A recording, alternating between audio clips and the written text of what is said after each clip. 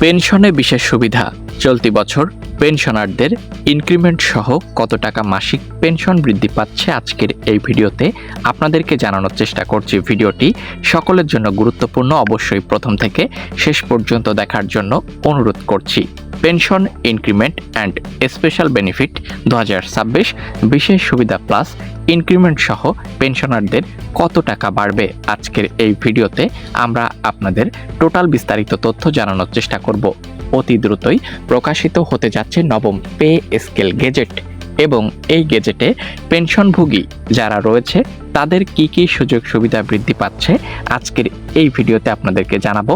আপনারা জানেন পেনশন এবং অবসরকালীন সুবিধায় অনেক পরিবর্তন আনা হয়েছে ইতিমধ্যে, তবে এটি এক স্টেপেই কার্যকর হবে না, এটি 3 স্টেপে কার্যকর হবে, 3টি ধাপে কার্যকর হতে যাচ্ছে। 1 জুলাই 2026 থেকে পেনশনভোগী এবং এখানে যারা অবসরভোগী রয়েছে তাদের কি কি সুযোগ সুবিধা ইনক্রিমেন্ট সহ বৃদ্ধি পেতে যাচ্ছে চলুন দেখব বিস্তারিত তথ্য। 8 বছর ধরে পেনশন পাওয়াদের 2814 টাকা বাড়বে, চলুন দেখব বিস্তারিত তথ্য। সরকারি চাকরিজীবীদের পেনশন 2026 পেনশনারদের বিশেষ ভাতা কত টাকা বাড়বে? বাংলাদেশের পেনশনারদের প্রতি মাসে কত টাকা পেনশন পায়? বাংলাদেশে পেনশনভোগীরা মাসিক কত টাকা পেনশন পান তা নির্ভর করে তাদের চাকরির মেয়াদ, শেষ বেতনের স্কেল এবং অন্যান্য কিছু বিষয়ের উপর। সাধারণভাবে সরকারি কর্মচারীদের জন্য মাসিক পেনশন তাদের শেষ বেতনের একটি অংশ এবং কিছু ক্ষেত্রে অতিরিক্ত ভাতা যোগ করে প্রদান করা হয়। সর্বনিম্ন 5 বছর চাকরি করলে পেনশন পাওয়া যায়, তবে চাকরির মেয়াদ যত বেশি পেনশনও তত বেশি হয়। সাধারণত পেনশনযোগ্য চাকরিকাল 15 বছর বা তার বেশি হলে একজন কর্মচারী পূর্ণ পেনশন পাওয়ার যোগ্য হন। চাকরির মেয়াদ অনুযায়ী পেনশনের হার ভিন্ন হতে পারে। উদাহরণস্বরূপ 5 বছরের চাকরি হলে 21%, 6 বছর হলে 24, 7 বছরে 27, 8 বছরের জন্য 30% হারে পেনশন পাওয়া যায়। সোনালী নিউজ থেকে আমরা বিস্তারিত তথ্য আপনাদেরকে জানাবো। চিকিৎসা ভাতা, উৎসব ভাতা ইত্যাদি পেনশনের সাথে যুক্ত হয়।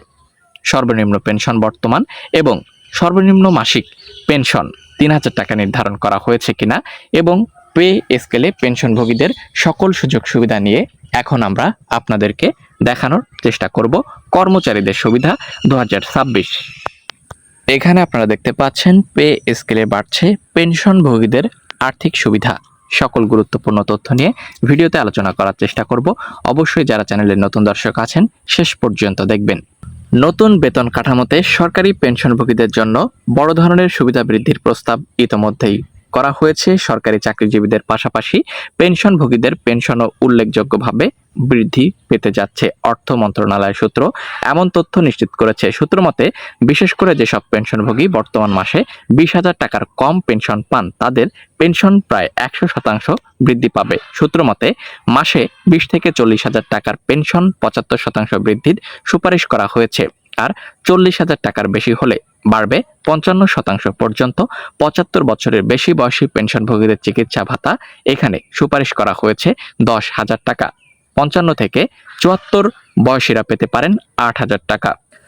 55 বছরের কম বয়সীদের 5,000 টাকা দেওয়ার সুপারিশ করা হয়েছে। বেশি বেতনের সরকারি চাকরিজীবীদের বাড়ি ভাড়া তুলনামূলক কম হারে বৃদ্ধির কথা বলেছেন সংশ্লিষ্টরা। আগামী অর্থ বছরের শুরুতে অর্থাৎ 1 জুলাই থেকেই পে স্কেল বাস্তবায়ন হবে জানান অর্থমন্ত্রী। এবং ইতোমধ্যে গেজেট চলে আসতে যাচ্ছে, বাজেট তৈরি করা হয়েছে। বাজেট পেশ করা হয়েছে 11 জুন 2026 তারিখে এবং সচিব কমিটির চূড়ান্ত বৈঠকও অনুষ্ঠিত হয়েছে। যে কোনো সময় প্রকাশিত হবে পে স্কেল গেজেট। গেজেটেই উল্লেখ করা থাকবে সকল গুরুত্বপূর্ণ আপডেটগুলো।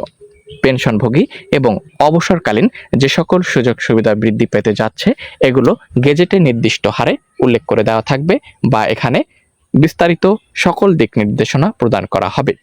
তো আপনারা যারা পেনশনার বৃন্দ, পেনশনভোগী, অবসরকালীন যারা সুযোগ সুবিধা পেতে ইচ্ছুক রয়েছেন বা অপেক্ষা করছেন আপনাদের কি কি সুযোগ সুবিধা বৃদ্ধি পাবে নবম জাতীয় পে স্কেল গেজেট আসলে, তো মোটামুটি আপনাদের বেশ কিছু সুযোগ সুবিধায় ইতিবাচক পরিবর্তন আসছে। যেমন চিকিৎসা ভাতা প্রত্যেকের জন্যই বৃদ্ধি পাচ্ছে।